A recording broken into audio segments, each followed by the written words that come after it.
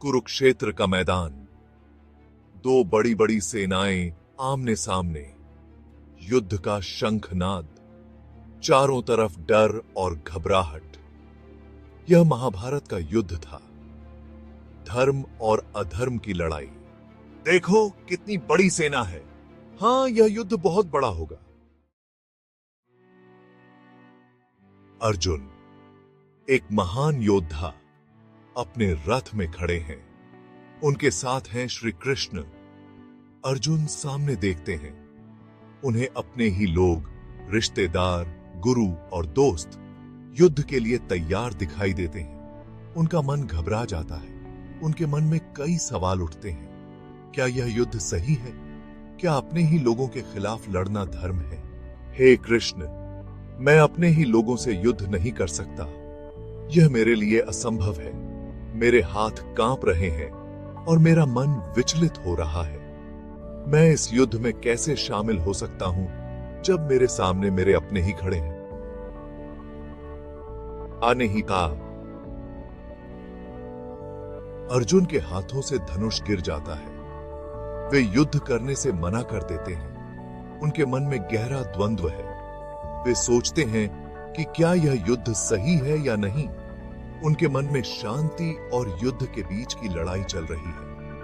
अर्जुन की यह स्थिति हमें जीवन के उन क्षणों की याद दिलाती है जब हम भी अपने निर्णयों को लेकर असमंजस में होते हैं। कृष्ण मुस्कुराते हैं। वे अर्जुन को समझाते हैं। हे अर्जुन, यह युद्ध धर्म के लिए है। कृष्ण अर्जुन को गीता का उपदेश देते हैं। वे कर्म, धर्म, मोक्ष और जीवन के रहस्यों के बारे में बताते हैं। सेक्शन 4, गीता का सार। कृष्ण कहते हैं, कर्म करो, फल की चिंता मत करो। वे कहते हैं कि मनुष्य को अपना कर्तव्य निभाना चाहिए। गीता में जीवन और मृत्यु के रहस्यों के बारे में बताया गया है। यह आत्मा की अमरता का संदेश देती है। यह आत्मा की। सेक्शन 5, अर्जुन का संकल्प।